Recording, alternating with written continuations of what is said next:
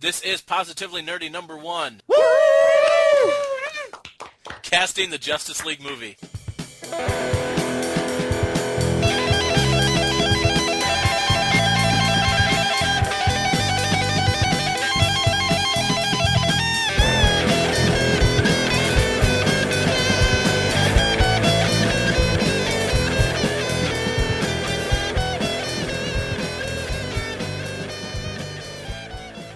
Yes, everyone, welcome to the brand new Positively Nerdy podcast hosted by me, Ryan Porter, and for this very, very special first episode, we have a turtle invasion, quite frankly. I have 3 of the 4 hosts of the What the Shell podcast with me. I have Suine Hallock. Suine, say hello. Hey, what's up? I have Mike Lacey. What up? And Dylan Cook. Oh. Yes. And these guys will tell you all about What the Shell later on, but we are here, as I mentioned in the intro, to talk about casting the Justice League movie. This came about, at least for an idea for me, when Ben Affleck was approached by Warner Brothers to direct the movie. By the time we got this thing together and rolling, he's already said no. Rumors are flying that Warner Brothers' expectations of the movie that is not even in pre-production are a bit unrealistic. But we're not here to talk about studio workings and stuff. We're here to just have some fun and cast our version of the Justice League movie. You guys ready? Yeah, absolutely. All right. We are going to do the quote-unquote Big 7, and the Big 7 as it would appear in the new 52. I know that might ruffle some feathers, maybe some Hawkman fans. It's a pun, unintentional. But if Warner Brothers were to make a Justice League movie, they would certainly want to be in continuity with the comics right now, and that means Cyborg as the 7th member, and that's where we start. Mike, who would you pick to play Cyborg? Well, for Cyborg, I went with Tyrese Gibson of Transformers fame, simply because I think the Victor Stone character, with all that's gone on in his past, his parents basically using him as a test subject, and then having experiments go wrong and basically having, half of his body replaced with cyborg parts, I think he would have just a little bit of an attitude, a little bit of an edge to him after experience all of that. And I think that Tyrese definitely has that demeanor. I think that hard edge that you would need to portray that character with all the baggage that he brings with him. All right. I actually kind of like that choice. I passed right over Tyrese, but you you certainly made a case for him. Swain, what have you got for the character of Cyborg? I've got Derek Luke. Nice. Yeah, he was, as a lot of us will know, Gabe Jones in Captain America. He was also Sean Puffy Combs in Notorious. Yep. So and just like his chops, is that what yeah, I mostly just go, ooh, I like the guy's look, and he's cast in enough stuff, so that to me that's a pretty good indication of his talent. So yeah, that's kind of how I judge an actor. Yeah, and it's kind of opposite of Mike. Mike went kind of the hard guy. I like Derek Luke. To me is much more likable, and I think Cyborg is a sympathetic character, so I kind of like the Derek Luke choice. Dylan, what do you got? Right, you'll have to remember that I don't really read the comics. Everything about Justice League I get from the cartoons. Okay. So those have really influenced me. And in this case for Cyborg, it's Teen Titans. That's how I know the character. So I went with an actor called Columbus Short. He's been in, the biggest ones I could think he's been in are Cadillac Records, and he was Pooch in The Sisters. If you remember him. He was kind of like, he was like the Black Magnum, that's what he called. No, whatever the guy who can make something out of paper clips is. I've forgotten his name. Black MacGyver, that was it. Yeah. I know him best from Accepted, the Justin Long, not Seth Green, what is that guy's? Jonah Hill comedy, where they make their own fake college. All right, okay. He's in that, and I kind of like that choice as well. Again, along the lines of Derek Luke. What did you say you know him from? The Losers. Oh, okay. I never did actually get around to seeing that one. It's actually really good. I went with him because in that he's kind of the comedy element of it, but he's got quite a chip on his shoulder too, which is how I kind of saw Cyborg. So yeah, that's definitely. All right, sounds good to me. I actually, and I kind of like that we all have somebody different. I went with Anthony Mackie, who anyone from Michigan certainly will remember as Papa Doc in 8 Mile. He also was in The Hurt Locker and $1 Million Baby. He's apparently in Real Steel, now that I'm looking at his thing, but I don't remember him being in that at all. He was in We Are Marshall. I'm a sucker for the sports movies, and that was part of my thinking, too, was that Cyborg, before he became a cyborg, was an athlete. So and then he's, again, one, too, that I felt sorry for this actor at times, and I've seen him be a badass at times. So I kind of thought that would work for Cyborg. Again, it's mostly sympathetic character, but certainly capable of throwing down, and any one of these guys could certainly beat the crap out of me. So I think we're off to a pretty good start. Now, this next one is going to be a little bit interesting because the general public at large does not enjoy Aquaman, despite having never read an Aquaman comic. They are going off of Family Guy or Robot Chicken or something else that has basically told them that Aquaman sucks, even though he's actually should be, anyway, a pretty interesting character. So I'm very curious to see what we all came up with for Aquaman. We're going to start with Suine. What do you got? To develop a friendly rivalry with his brother, I say Liam Hemsworth. Okay. Nice. I mean, to me, he's got the look, and I think it would be honestly, I think it would be funny magazine headlines, a friendly rivalry with his brother. Yeah. Oh yeah, that definitely writes itself. You got DC versus Marvel, brother versus brother. I like that. Dylan, what have you got? Okay, I've got two. I either went with an older version of Aquaman, so I chose Kevin McKidd. Now, if you've watched Rome, he was the lead character in Rome. Just trying to think what else he's been in. And there's another film called Bunranku, and he was one of the assassins in that. And then for a younger version, because the way I've done Justice League, there's kind of a bit of an age range. I went with Garrett Hedlund, who was in Tron Legacy. He was the son of Flynn. Oh, okay. Oh, I like that. So I mean, it depends. I mean, to me, there's two different Aquamans. You've got kind of the broody Aquaman, which is why I went for Kevin McKidd, and then you've got the kind of brave and the bold, adventuring kind. So I chose Garrett Hedlund for that one. So it depends which kind of Aquaman they go for. But by the way, Aquaman's awesome. I'll say that now. Exactly. And he flings fish at his enemies. He's brilliant. Well, I definitely took the approach that the public perception of Aquaman is bad. So we need to counteract that with an actor that everybody likes. And an actor who, well, let's just say an actor's got to have a swimmer's bod. So I went for public appeal, and I chose Bradley Cooper. I think that he's kind of got the brash arrogance, cockiness that Aquaman has, at least in the new 52. And like I said, it's going to do, I would think, a lot to change public perception on Aquaman. And if I'm DC, I want people to like the entire cast and not have the Big Six and Aquaman. So that's more or less why I went with Bradley Cooper. He kind of sticks out like a sore thumb in my list, but that's what I did. And Mike, finish up Aquaman for us. I went with Alexander Skarsgård. Plays Eric Northman in True Blood. Okay. Now, basically, the way I went with this is that Aquaman is supposed to be the king of Atlantis. And so I kind of wanted to go for a bit of a foreign feel. And Skarsgård is, I believe, is Norwegian. He's kind of he's got that bit of a foreign touch. I also, with you, don't like the public perception that Aquaman is a bit of a joke. Honestly, in the new 52, the way that Jeff Johns is writing him, he's a bit of a badass, and he has that tinge of humor to, like, even in the first issue where they're in a diner and there's a bunch of people kind of like making fun of Aquaman, and he kind of just rolls with the punches, kind of making a bit of a joke of himself as well. And then orders fish. So I think that anybody that is has seen True Blood knows that Skarsgård can carry that badassery, if that's an actual word, and it kind is. of and throw the he's got a bit of a smart ass side to him as well. So I think that's kind of the route that I was taking. All right, sounds good to me.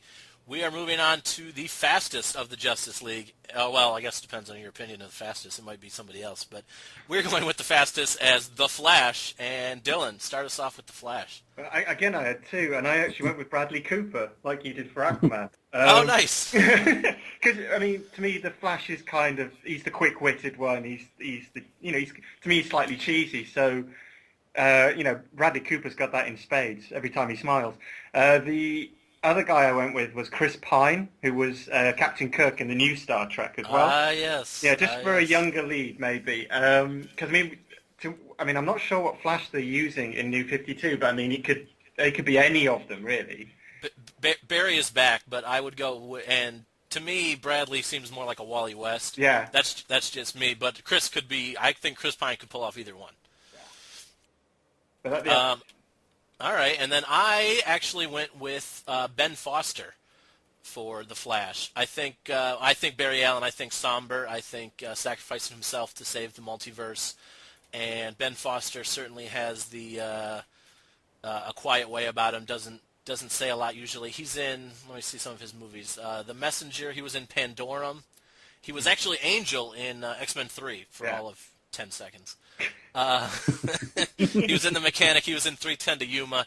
I think that, and again, I kind of went with, it is pretty obvious, well, except for, I guess, Bradley Cooper is kind of a bit older than most of what I'm casting here, but I definitely went with the young, hunky CW Justice League, unfortunately.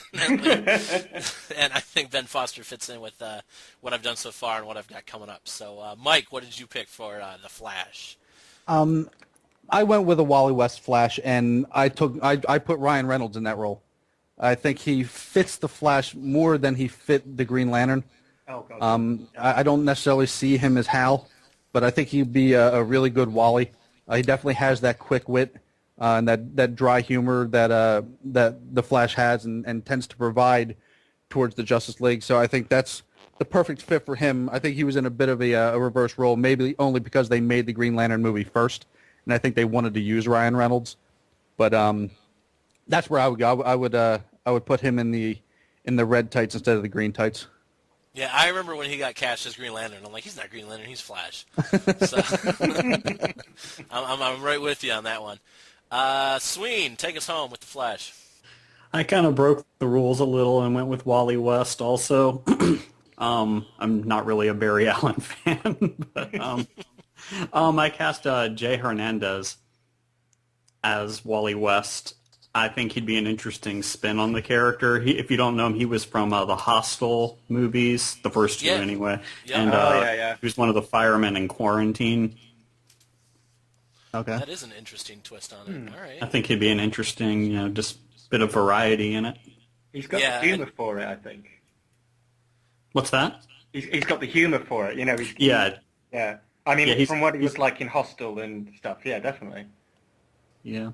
Yeah, definitely the Wally West version. Let's talk about that real quick. Is this was Wally West the Flash in the cartoon? Yep. Yes.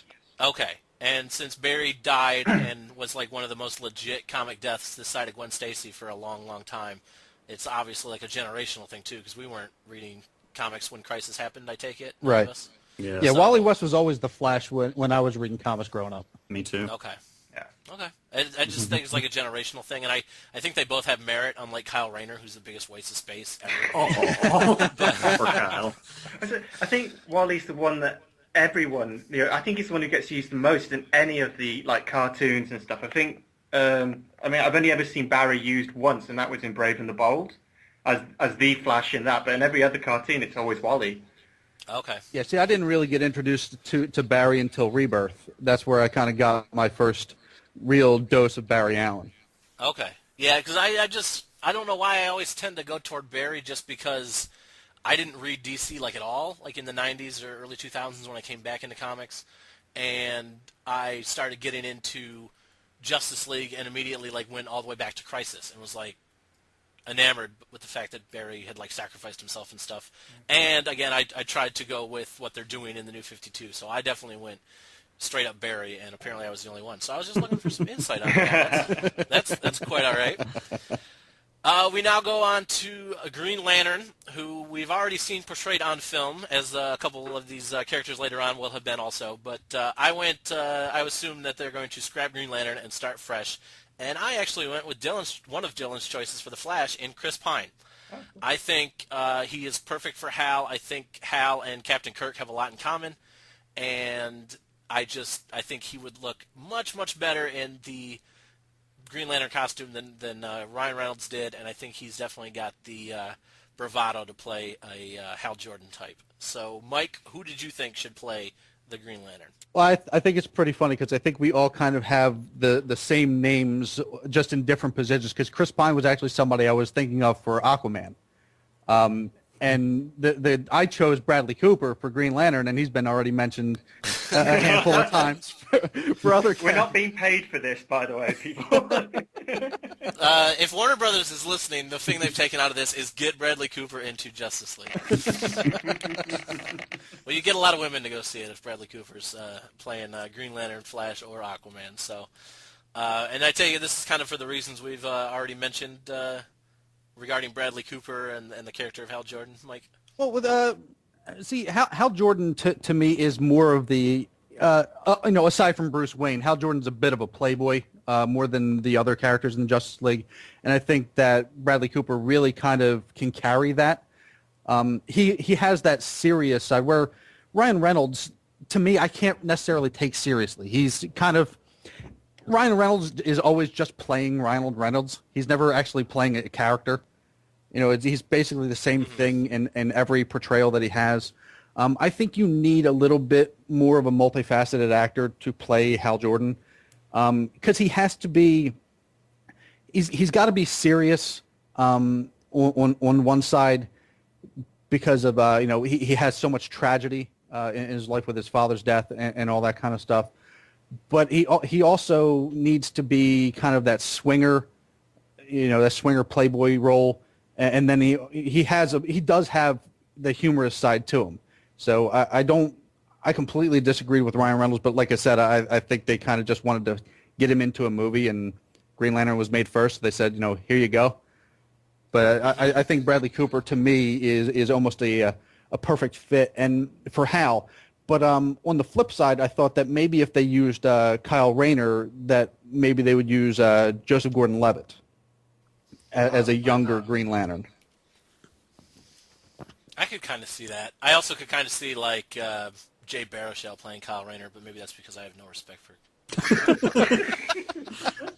Poor Kyle. I'm sorry, he's redundant. Now that Hal is back, they just need to kill him and move on. He's redundant and unnecessary. Suine, who do you want to play the Green Lantern in this fake Justice League movie we're casting? I kind of sort of broke the rules again. I'm casting Jon Stewart, and I'm casting Idris Elba for him. Nice. Very nice. Heimdall from Thor, and he was in Prometheus. Mm-hmm. Yeah, I like him. Yeah, I remember thinking that I wanted him to play Cyborg, but he was too old for the version that I was casting. I think he's Jon Stewart. Yeah. Okay, yeah, I could definitely see him as Jon Stewart, and I love him as an actor, so anytime I could see him in a movie, that's just fine with me. I like this choice a lot. Dylan, are you a rule breaker as well, since Suine has total disregard for standards and practices? And I wasn't actually. Sweeney and I went for the exact same choice for Jon Stewart because I chose Idris Elba as well. He just embodied Jon Stewart. There you go. But I totally mispronounced his name. I feel bad. I don't know. Idris Elba. I don't know what Suine said. I said Idris. Oh, okay. But I did do Hal Jordan as well. I put Ryan Reynolds in because I think that's who they'll go with because he's already been cast and it's not been long since. That's probably true. One. But my choice would be Josh Hartnett. Oh wow! Because Josh, to me, he's a very good actor. I mean, he can play the smiling, happy-go-lucky guy. But I mean, if you've seen him in 30 Days of Night, he can be quite dark as well. Yeah. I mean, a lot happens to Hal from what I can gather. I mean, I'm watching the Green Lantern 3D cartoon at the minute. So that's my Hal Jordan. But I mean, I know about him becoming Parallax and stuff and what happened. And I mean, I think he could do it. He could carry that, and you would believe, what was going on. Right. I like that choice a lot. I thought I was I thought I was in love with my own choice of Chris Pine, but I think I would definitely switch to Team Dylan on the Green Lantern casting. I like that choice a lot, actually. All right. I have a feeling this is where our diversity comes crashing to the ground, but let's see what happens. Wonder Woman, the Amazon princess herself. Mike, who are you putting in those fantastic Star-Spangled underwear? I went with Elijah Dushku. Ooh. Now, Okay. I think because I think we know that she can kick ass from seeing her in Buffy, so she can definitely play that. But I think she also has the body type that would fit Wonder Woman as well, and I think that she can just pull it off. I came real close to Kate Beckinsale, but I think that just obviously with Underworld she could pull off all the action and everything, but I didn't necessarily think that she looked the role of Wonder Woman for me. I think Wonder Woman needs to be a bit more voluptuous, a bit more, quote unquote, womanly. I will not have you speak ill of Kate Beckinsale. Oh no, that is not what I'm doing, sir. But, for this role, I'd like to thank Mike for his first and last appearance on Television Dinner. no, but trust me, I'll take Kate in anything else. But for this role, I thought that Elijah Dushku kind of fit the bill a little bit better. All right. Suine, who do you have as Wonder Woman? Michelle Rodriguez. All right.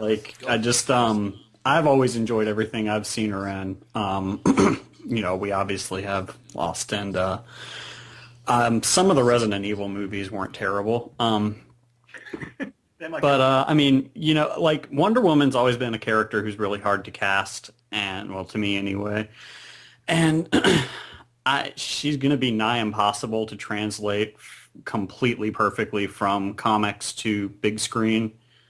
And they can make Michelle Rodriguez larger than life on the big screen. I mean, that's what we have cameras and effects for nowadays. Right, and that's why Tom Hardy is able to play Bane. Yeah.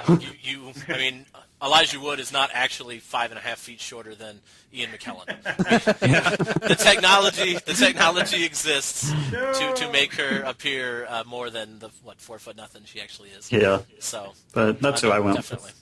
Okay, I like too that there is certainly the Michelle Rodriguez could kick your ass quality to it, and there's this is the wrong word to use, but the exoticness of Michelle Rodriguez plays into Wonder Woman, because even though I guess technically she's Greek, there is something otherworldly about Wonder Woman. So I definitely like that choice. Dylan, what have you got? I do like Mike's choice of Eliza Dushku, but she's my Catwoman. Because I liked her doing the voice in the cartoon. That was awesome. But the one I've gone with for Wonder Woman was Lynn Collins. Now, if you've seen John Carter, she's the Princess of Barsoom. Yes, she was one of my runners-up actually. For Wonder Woman. I love John Carter. I thought it was a lovely film. But she's already a princess, so she's already got the aristocracy kind of vibe going on. But also she could kick ass. She could hold a sword. She could kill Tharks and things, all sorts. So, she's got that kind of. She's not a skinny waif woman, which is great. She's got a proper body type. But I also think that she could carry that kind of. Well, I wouldn't say Wonder Woman's arrogant, but she's very. The versions I've seen of her, she's very much. I'm in a man's world. I have to show what I can do, kind of thing. Yeah, very strong personality. Yeah, and I think Lynn Collins could pull that off, no problem. I think she's already practically done it. And she's not hard on the eyes either, So. Not even a little bit. All right, well, there's definitely more diversity here than I thought we were going to get. I kind of wanted to pick Adrienne Palicki, who was the actress that portrayed Wonder Woman in the canceled pilot for NBC of Wonder Woman. And I didn't really think too much of it, but then I started seeing her in the G.I. Joe Retaliation trailers, and I kind of want to see her as Wonder Woman now, because I think she's gorgeous. I also wanted to go with Kate Beckinsale, but she was a little old for the version of the Justice League I am casting. So I actually ended up going with Olivia Wilde, who is in Tron Legacy. She's in... 13. What's that? She was 13 from House. Okay. Yeah, I didn't watch House. So. Oh, she was And- called 13?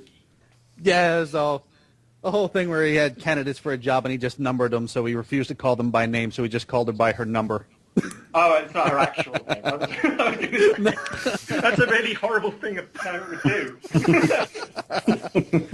Well, House is a pretty horrible person, so. Yeah, true. Is she the one in Cowboys and Aliens too? Yes. Or am I Yes. thinking of somebody? Okay, yeah. So I just think she's got the look. There is something.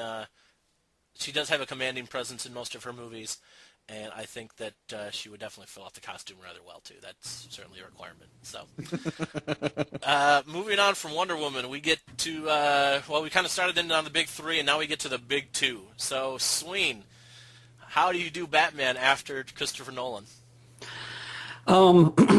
My wife, as I mentioned, helped me a lot with the casting. We, went through IMDb, and she's also, to kind of sidetrack a little bit, she works a lot with periodicals at a library, so she's constantly flipping through magazines and knows the stars a lot better than I do. But, so she showed me, a big list of people, and, I, kind of picked from them. The guy I thought who looked the most like Bruce Wayne from the list she showed me was Wes Bentley. Ah. Okay. He was in Hunger Games. The first thing I ever saw him in was American Beauty. Yeah, American Beauty is definitely how I know him from. But, he was the Blackheart in the first Ghost Rider movie. Okay. Yeah. He was also in Jonah Hex. Yeah, I didn't see that. You don't need to. I was told. Terrible, terrible film.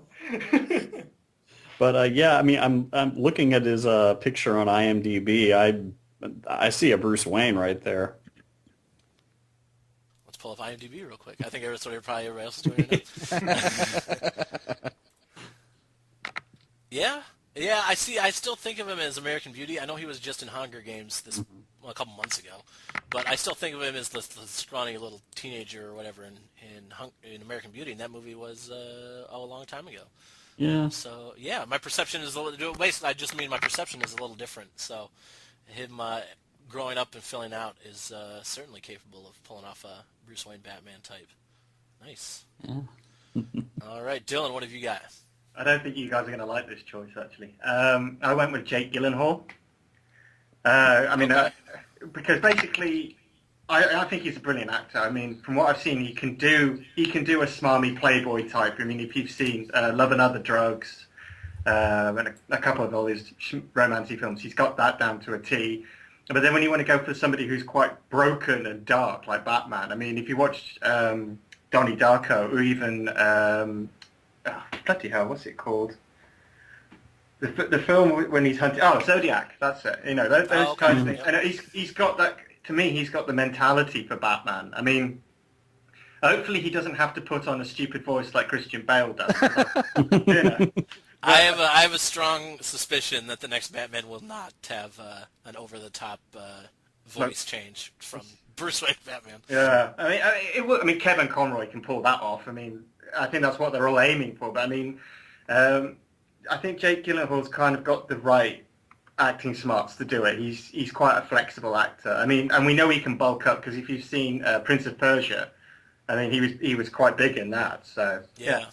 And the girl in that was one of my choices too for Wonder Woman that I decided crossed off the list eventually. But yeah, I actually like him as an actor a lot too. I don't dislike this choice. I don't know why you thought I would, but I don't dislike this choice.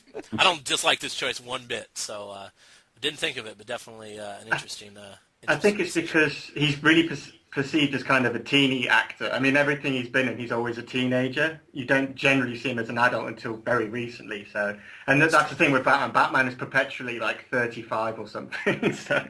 Yeah, yes, he is. All right, I went with someone who I think certainly has the chops to pull off Batman. The Bruce Wayne end of it is probably up for debate, but I think it's about time this guy stepped out of the supporting role. He is doing a starring role later this summer, but I think it's about time he stepped out of the supporting role and became the household name he deserves to be.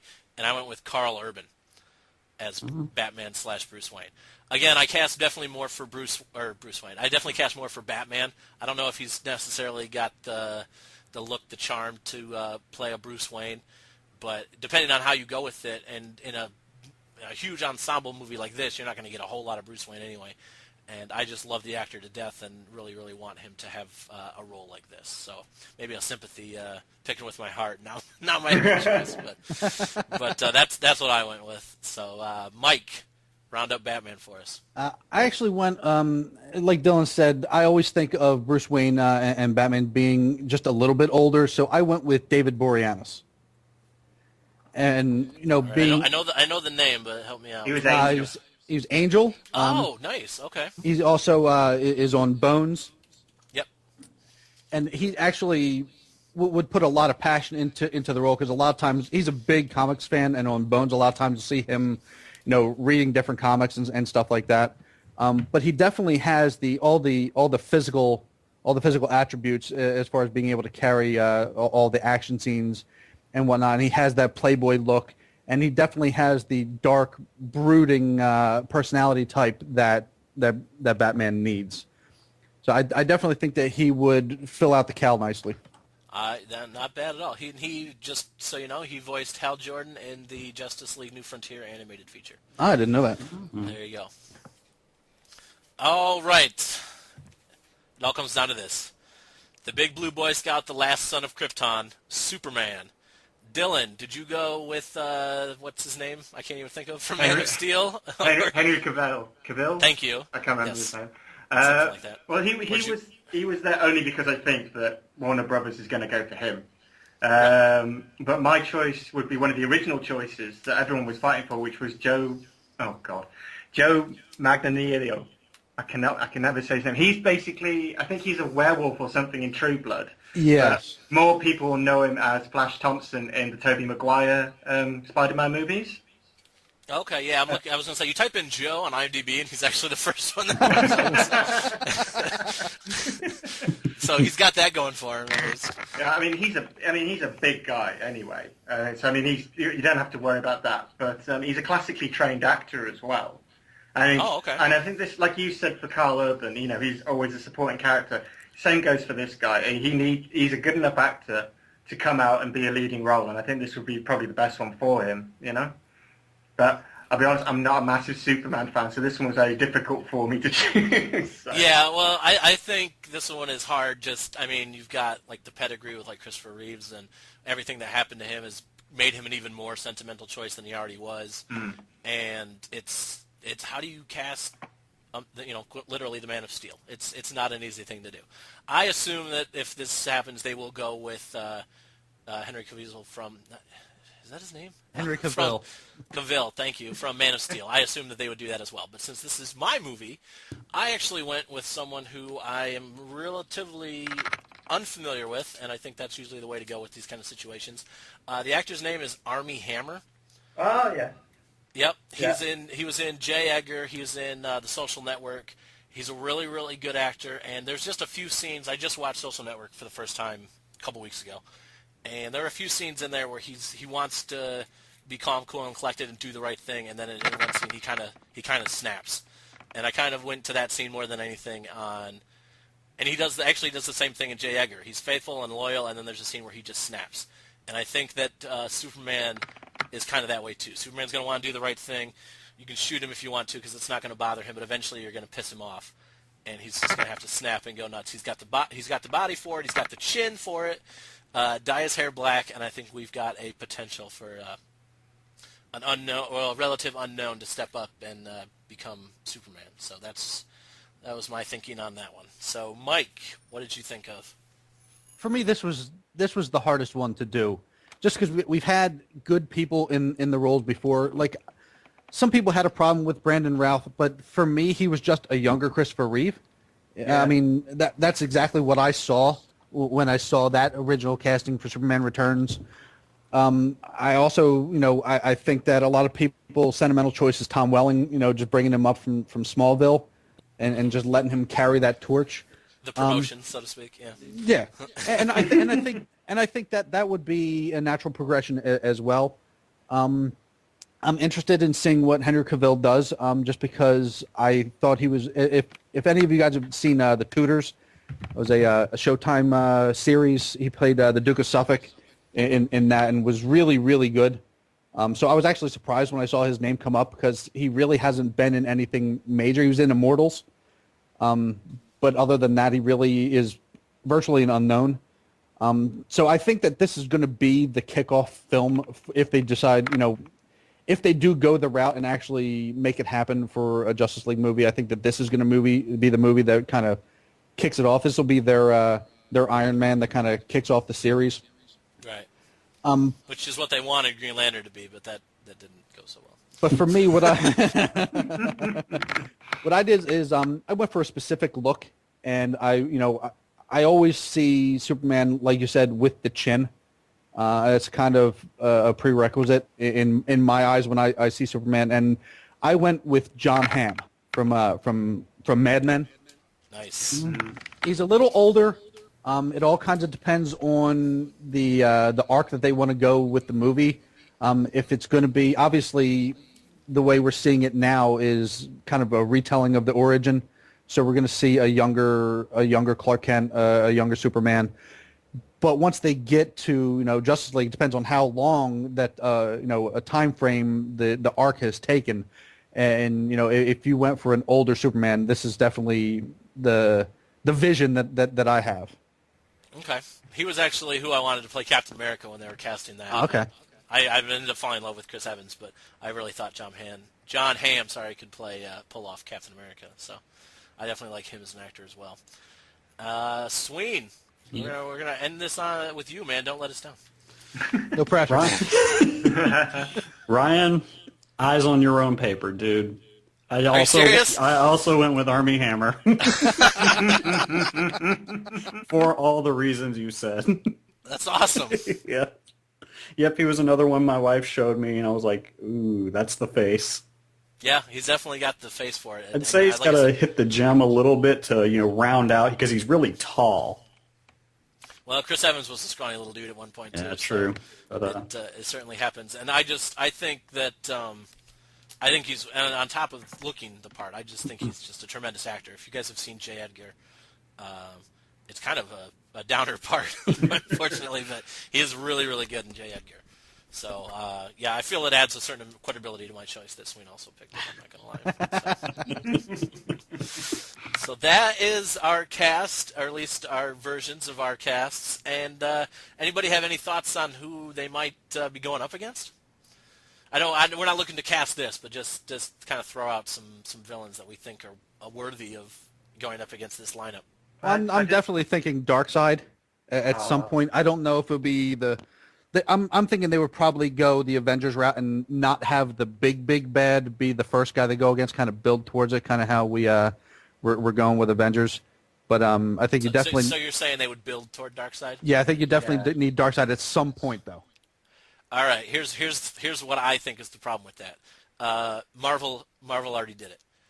Not that Thanos is the same, and comic book fans and most of us that watch either the cartoons or read the comics or stuff, we know the difference.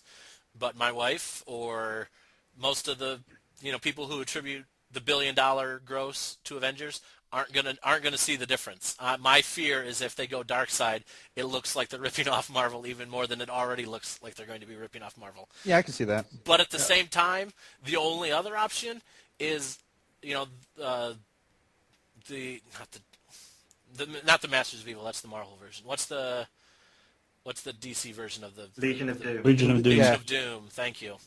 So, and then that's just a mess. You have all these new heroes and all these new villains all in one big movie, and so I mean you kind of have to go up against one guy in his. I mean even Darkseid's parademons would look too much like the Chitauri. I think Marvel not only got out of the gate first, but then turned around and flipped the bird to DC. I was like, now what are you going to do? Do you think that they can afford to take the time to do the Marvel method of, well, which is usually referring to something else, but of building these individually and then putting them together? Can they take the time to do that? I think if they want to do it right, they'd have to. Yeah, Dylan, what were you going to say? I think they can go the reverse. I mean, I think if you bring all these people together and then branch off, because obviously they'd listen to, I really like Flash, or I really like this, and this. They could branch it off from there because, well, what my idea for them to start with to get them all together was what actually brought them together originally, which was Starro.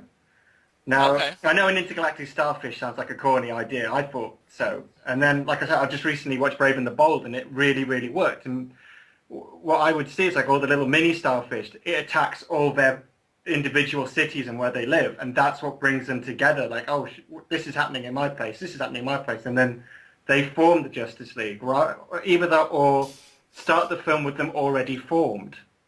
And because, I mean, you don't have to worry about, you already know they're a team, so they're going to be fight, but you could see little bits and bobs of how they became a team leading up to it. Yeah, I think if you have something like that that's covering the globe, and they all have to fight it, then not only do you start off with some action, which unfortunately origin movies don't do very often, but you're showcasing everybody's abilities. Yeah. And then my thought was that you have, if Ben Affleck was going to direct it, and he's already said no, but he has a tendency to put himself in his own movies. And if he's not going to be a hero, or hopefully he's not going to be a hero, he's like a Steve Trevor type. And in the New 52, since the whole idea of Wonder Woman needing a male chaperone is certainly outdated, he's become the government liaison to the Justice League. And then you have him as your Nick Fury. Yeah. And at the end of every battle, Batman battles the Starro thing, and Cyborg does, and Flash does, and at the end of every battle, you do this really quick over like the first half hour of the movie, he shows up. And it's like, hey, we need to talk, or whatever the line is. And then you bring everybody together and have this big battle, and then you spin off from there. I mean, what I definitely like them to see, not as the start of the like the first movie, but somewhere along the line, is the Tower of Babel kind of storyline. I mean, they've just done it with Justice League Doom, where Batman's plans to take down each member of the Justice League in case they go rogue, which is a very sensible plan, and then it gets out and it gets used against them. And I think because Batman's is always known as the solo player, and I think you need that kind of what if he stays on, or what if he joins? Do you know what I mean? I think at some point that film needs to be done, just to show Batman's about justice. He's not completely about the teamwork. He's not afraid to plan ahead. And I mean, you could have, I think was it Ra's al Ghul who originally formulated that plan. Yes, as well. It was Ra's that stole it and everything. My idea too, if they did want to do the Marvel route of the solo movies first and then go to the group movie, would be to do the opposite. Instead of having a Nick Fury or a Steve Trevor go around, you have a Maxwell Lord go around to each of the defeated villains and say, "Hey, you want a chance at revenge?" Oh, and then I like that idea. You bring in, I don't know, Joker. You bring in Lex, you bring in Sinestro, you bring in Zoom or Captain Cold or somebody, Black Manta. You bring in all these villains like one at a time, and that's your linchpin. And then you have them kind of, trying to take over the world at the beginning of the big quote-unquote Justice League movie. I thought that would be cool, but I don't think they can afford to take that time now.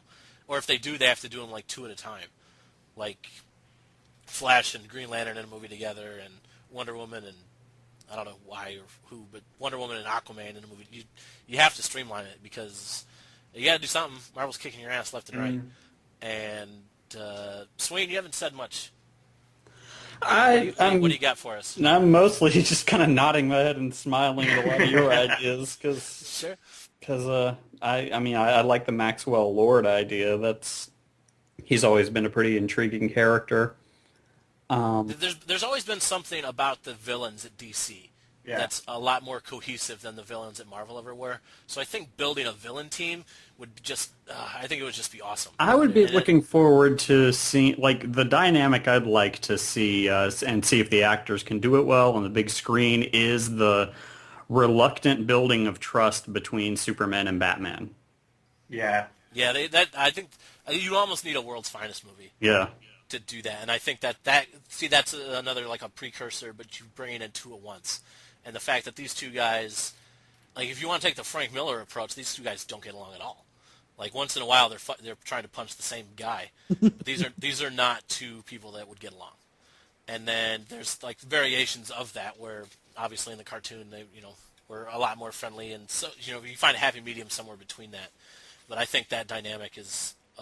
That's just perfect. Well, it's because they're polar opposites. I mean, Superman is truth, justice, the American way, and Batman is completely revenge-driven. And any means necessary. Exactly. I mean, I don't think they're like they go to the pub together, but I think there's a mutual respect. No, there absolutely is, but I think you would have to see Batman say one thing and do another a few times, and look like he's more on Superman's side, and then he goes behind Superman's back, or then steals a bit of kryptonite just in case. No, we always have kryptonite on him. Batman doesn't trust anyone. I mean, I don't think.